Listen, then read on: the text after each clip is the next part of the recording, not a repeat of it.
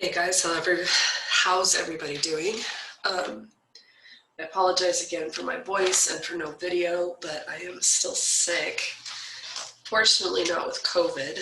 I had to have that lovely test done. But I did get the results back and those are negative. So that's good. That's the good news. Bad news is I probably got bronchitis at this point, so it's always fun, right? Okay, not really, but still you gotta look on the bright side. All right, so let's continue our lecture here. I'm actually going to go back to my PowerPoint. We talked about the mitochondria. I don't know if I showed you this image or not here, but this is an image that was done under a scanning electron microscope, or SEM. The color has been added so that you can more easily identify the structures.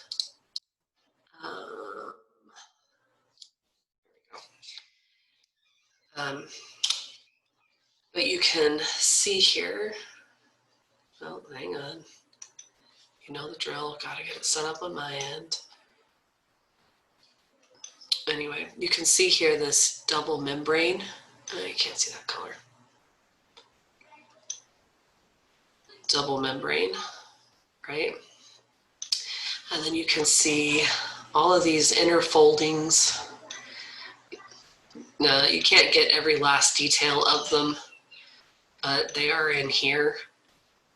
And then this space in between, this dark space, this is going to be where you have your matrix. And again, these foldings are the cristae. Okay? All right, so let's look at, I'm not sure if I showed you this next image, but we have the nucleus. I think I did. Maybe I showed you on the other one. The nucleus, we talked about the double membrane, right? It's called the nuclear envelope.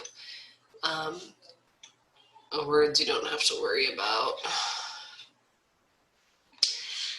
This is the nucleolus where the ribosome components are made. This is supposed to be the chromatin, the unwound DNA and protein that's stored in here. Until the cell's ready to divide, you've got the nuclear pores that usually attach to the endoplasmic reticulum, okay? All right. All right, so today we're going to be talking about the cell membrane and its structure. Cell membrane is called the phospholipid bilayer. Named because it's made of both phosphates and lipids, okay? So I'm going to go over some of the details of this here before I give you the terms. But the phosphate part of the phospholipid bilayer is represented here by this kind of red ball. Usually call it the phosphate head. And as you can see, the phosphate head is polar, like water is. It has a partial charge to it on one end, or on either end. In addition to that, the phosphate head is also hydrophilic. And I apologize because I can't remember if I've given you this term before or if it was my other class. But hydro means water, PHIL means love. Thank you, Latin roots. So this basically means that it's water loving. Gets along well with water. But you're not surprised because that's what polar molecules do. They get along well with each other, okay? Then we have the nonpolar tails. The nonpolar tails, these are our lipid tails. They're nonpolar, meaning they have no charge. They don't particularly like water. They don't get along with it very well. That means that these guys are hydrophobic. Again, hydro is water, pho means fear. So these guys are water fearing, if you will. In other words, they just don't get along. Remember that lipids are things like fats. If you've ever had bacon grease or cooking oil on your hands, you know that it does not rinse off in water. And that's why. It's because they are hydrophobic and non-polar. Since it's water's polarity that makes it a really good solvent, non-polar substances that aren't attracted to either end don't really care, and so water can't do much with them. All right, so I'm going to pause here on that, and I'm going to go move my stuff to my whiteboard.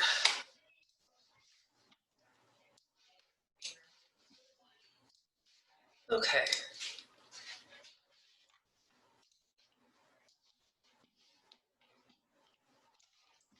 So let's do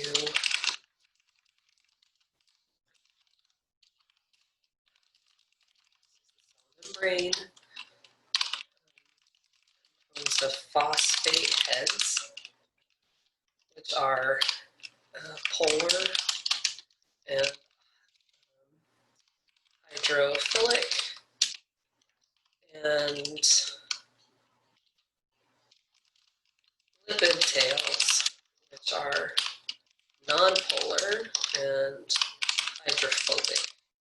Okay, that's what you need to know about the phospholipid bilayer. This type of model that the cell membrane is called mosaic model. In this case, the word fluid is referring to the fact that the cell membrane can move, kind of like I showed you in those images of the epithelium. It is not a rigid structure. So the membrane has movement. A mosaic is a bunch of different pieces or components put together to create a larger structure or a larger image.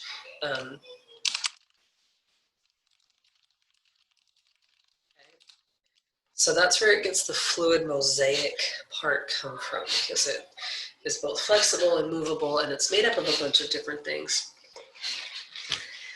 Not only does the phospholipid bilayer have these different parts in it, it also has, different parts being the phosphates and the lipids.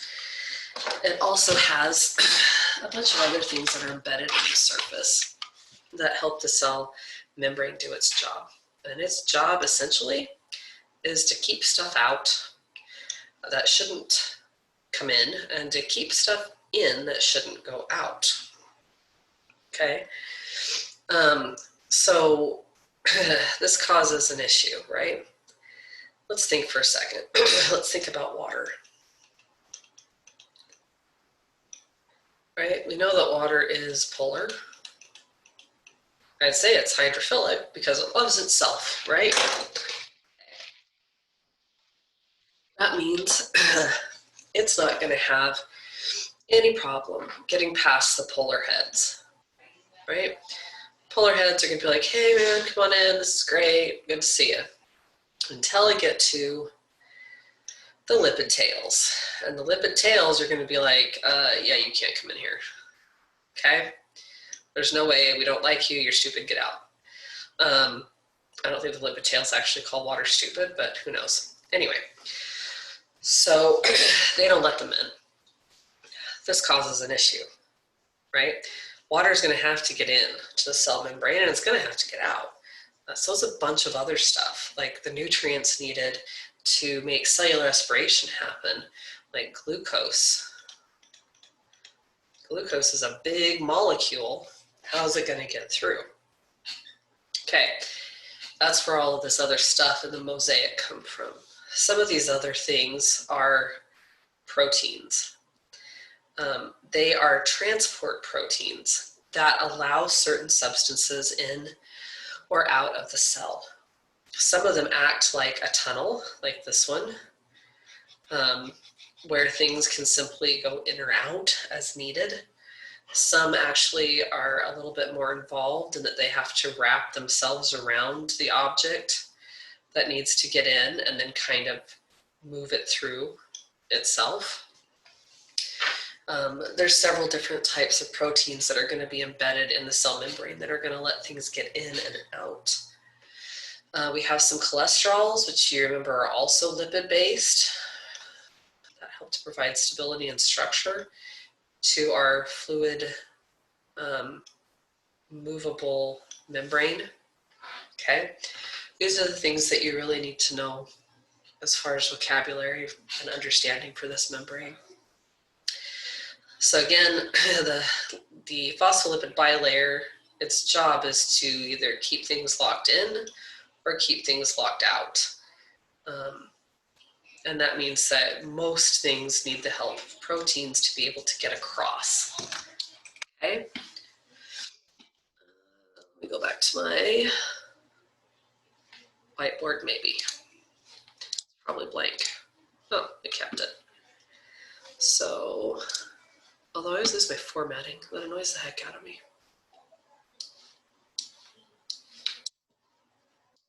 Just add up here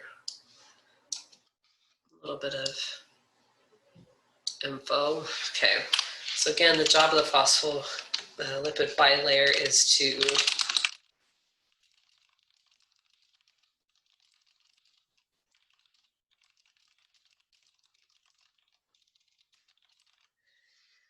how does that work with proteins? Well, the proteins are still regulated in the sense that they have to be able to recognize the substance that's trying to get in and out, or the protein won't admit it. So not just anything can come and go out of the proteins either. Fluid mosaic model. I will put down again, we've got lipids in here, we've got phosphates, we have steroids, we have proteins, and we have sugars. All of these things make up this fluid mosaic model. Okay? All right, let's move on. I'm going to talk about the next vocabulary here. I'm going to talk about something called the extracellular. Sounds kind of cool, doesn't it?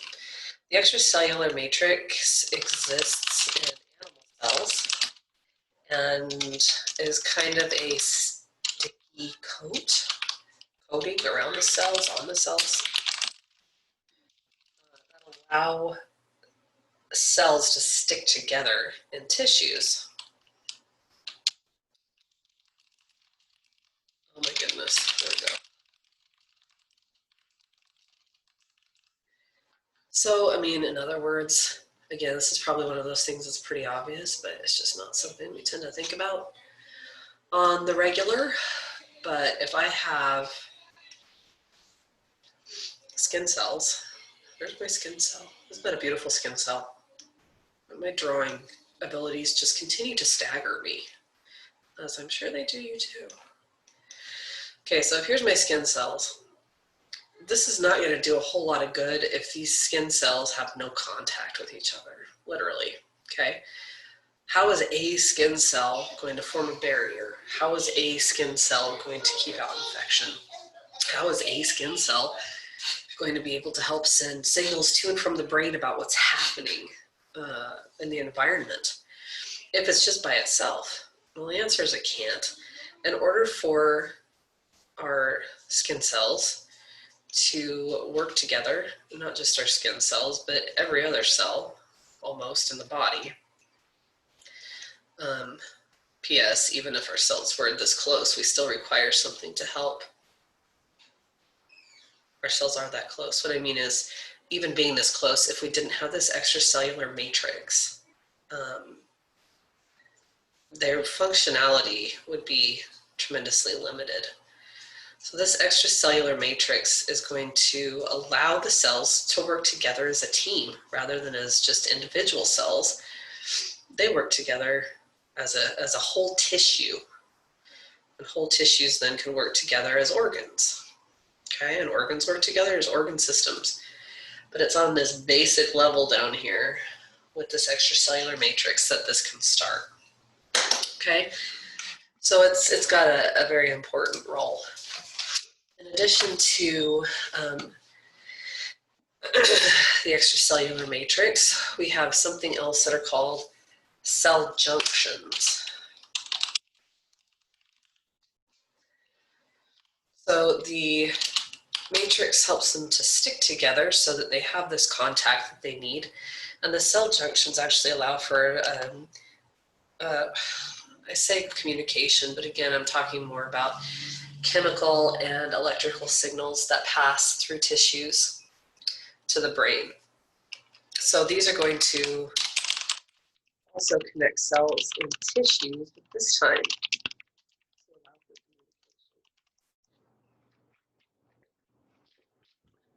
okay. So if I had my extracellular matrix letting everything hold together cohesively, and then I come in here with cell junctions, now I have this network that allows for, again, chemical and electrical signals like nerve impulses to pass through the cells so that the whole message is being sent. Again, think about if you're standing shoulder to shoulder with other people in the class and you're playing telephone, right? Remember that old game where you have to give a message and see how it turns out by the time it gets to the last person. Well, if you don't have any way to communicate that message to the person sitting next to you or standing next to you, there's obviously no point. There's no message that's going to get across. So it's these cell junctions that allow those messages to happen. Back over here to my PowerPoint.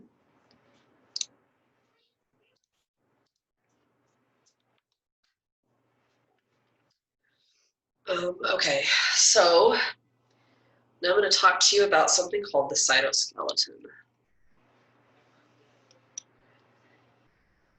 Just as human bodies, obviously not just human bodies, just as other organisms have skeletons to add form and structure and support to the rest of their soft tissue organs, cells have the same type of thing. So we know that the cells have cytoplasm, they've got lots of organelles, as long as they're animal cells, lots of organelles. But they also have this network of support, this cytoskeleton, cyto meaning cell. Okay, so we've got this skeleton of the cell, if you will, that are composed of something called microtubules. Microtubules are specialized proteins. Not a surprise, since so much of what we actually have in our body are made of proteins. Okay, specialized proteins, and the functions for the cytoskeleton are to provide, again, structure, support, stability. They also allow for some of the organelles to have a little path to move along because organelles can move in the cell, and it allows kind of a track system for cellular products that need to either move, into the cell or out of the cell once they cross the cell membrane. So in this case, the highlighted parts, the green is going to be the cytoskeleton microtubules, and this has been colorized. Again, if you were looking at this without color, this is all in shades of grays and whites, colorized to help us be able to distinguish the different structures. The red is going to be our plasma membrane.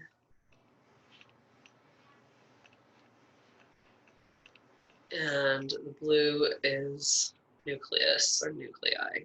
Nuclei is just plural for nucleus. Okay, so as you can see, these are bright green, in this case, colorized bright green microtubules. Sorry, I'm trying to make my voice hold out. Extend throughout the entire cell to help again in providing this some of the stability. Okay, so let me go back to my whiteboard.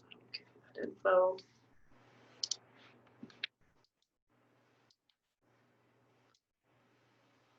Okay, so the cytoskeleton is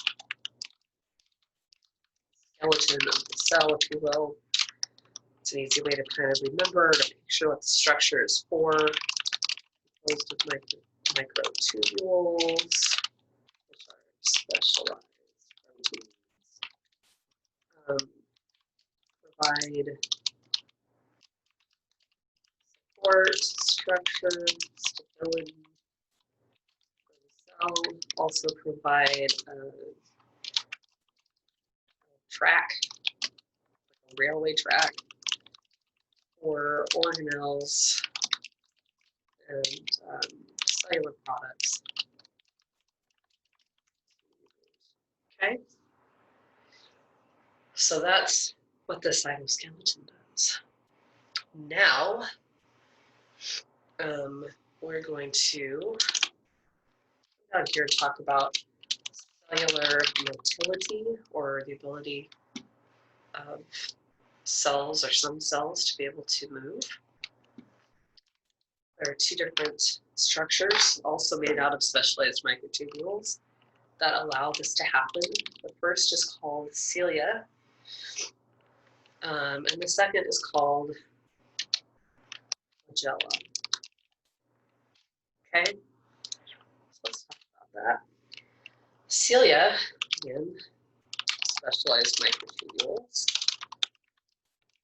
Microtubules are a general class of this, protein, but each microtubule is then further specialized and further adapted for its function. So they're in the cytoskeleton, they are part of cellular motility and cilia and flagella. They are an essential component of mitosis and meiosis in chromosomes. They are found in multiple places in the cell and have multiple specialized functions and a structure that has been adapted to fit that. Okay, so cilia, specialized microtubules, they move in a, well, I guess before I tell you that, I'll tell you these are short. They're little, there's a lot of them. They kind of move back and forth motion. I think about windshield wipers. They're not like tentacles where they're like crazy everywhere. They're synchronized. They're all moving in the same direction at the same time. One of the places that you will find this in humans is in the respiratory tract. Because in addition to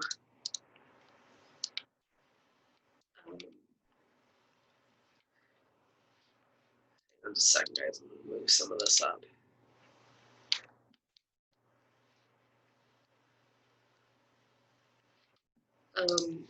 In addition to movement, as far as being able to move cells, so there's bacteria cells that use cilia as a form of movement. We'll move flagella up here. Honestly, sometimes these are just too complicated for their own good.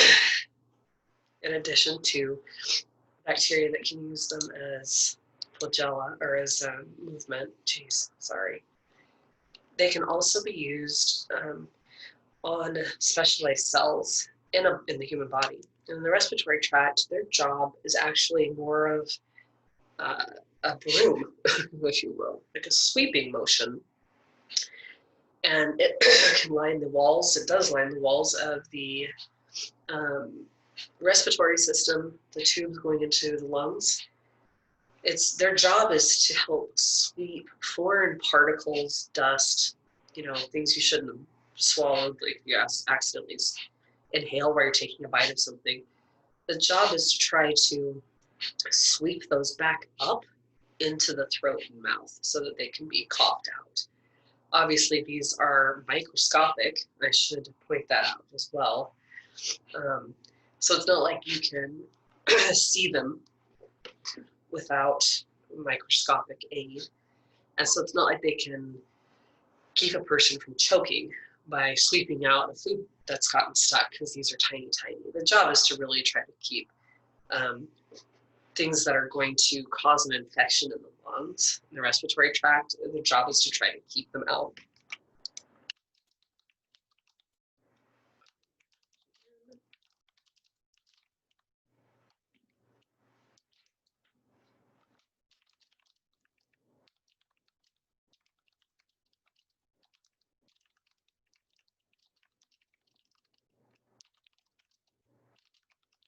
Okay.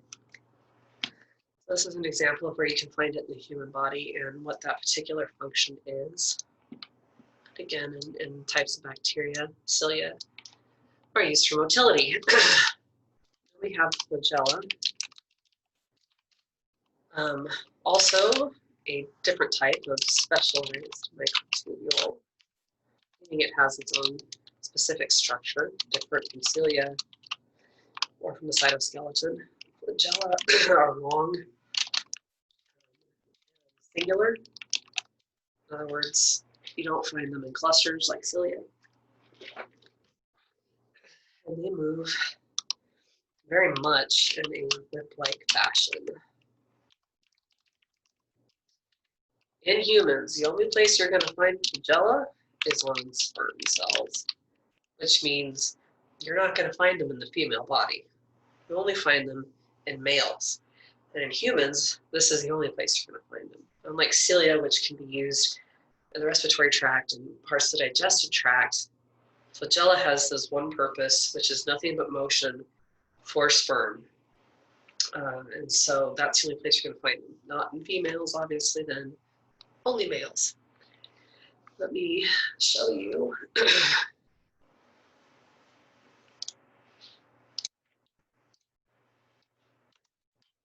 All right, there we go.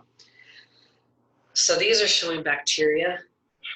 As you notice, this is not sperm, and it's not lining the respiratory system. These are actual prokaryotic organisms, bacteria. You can see that the cilia looks a lot like hair.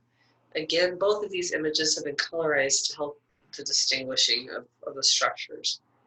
But this green stuff looks like hair, and so all of this would move together in this back and forth motion to help move the bacteria in its environment.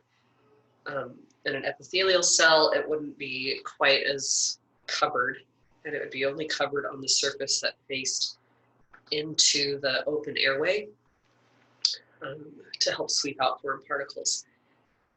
Notice that, on the other hand, the flagella are singular. There are a couple that are situated somewhat close together, but they're nothing like the cilia, and they're much, much longer. For an organism to have multiple flagella, they would have to be able to have control over either moving one at a time or to be able to keep some kind of synchronous motion happen. A lot of times they don't move them all at the same time in order to get to where they're trying to go. Let me see if I can.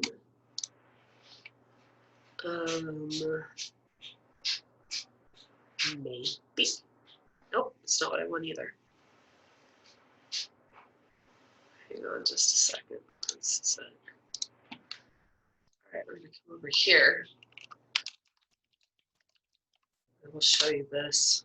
So I'm sure you guys have all seen pictures of this. Nope. There we go. So this is the actual structure of sperm. This is not a microscopic image. This is just like a reproduction, a model. But long and whip-like, this is an actual sperm in underneath a microscope. See how very long that is and how it kind of tapers at the end. Let me see if I can find you. Nope, not there. Here.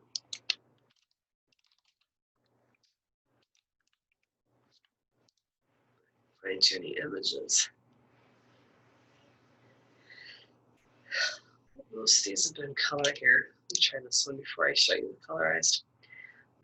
You can kind of see these little projections coming off of these cells. And again, notice that they're just on the cells that face the inside of the airway. Sorry, guys. Trying to hang on to my voice. This also is another, you can see how they line the top. This is a colorized microscopic image.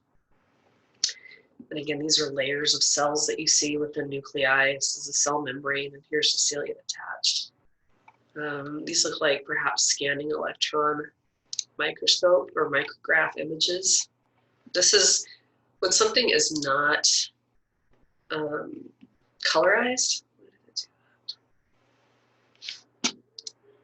Yeah, don't do that. Don't do that. When something is not colorized, this is what it looks like. Like I said, these shades of grays and whites. So again, layers of cilia, and these are cells magnified by, what's their magnification, 2,560 times. Pretty a lot. And this is measured in tiny, tiny, tiny units called micrometers. All right, so I just kind of wanted you to see what those actually looked like for cilia in the respiratory tract, and for flagella. Again, the only place you're going to find them in the body, in a male body, which is sperm. All right, we're done with this lecture. We finished with all of the chapter 4 information. So this will be the last lecture that I post this week. Next week we'll move on to chapter 5. We do have a quiz that is up. That will open, I believe I have it opening Friday. And again, there's a mitosis discussion for participation points. Believe it or not, you're not terribly far from your midterm. And so the discussions that you participated in will help with your midterm grades. If I've seen that you've participated meaningfully in those discussions, I usually award some extra points to the midterm, kind of as extra credit for you. So please make sure that you're trying to participate in that. Okay, let me know, guys, as always, if you have any questions, and have a good rest of your week.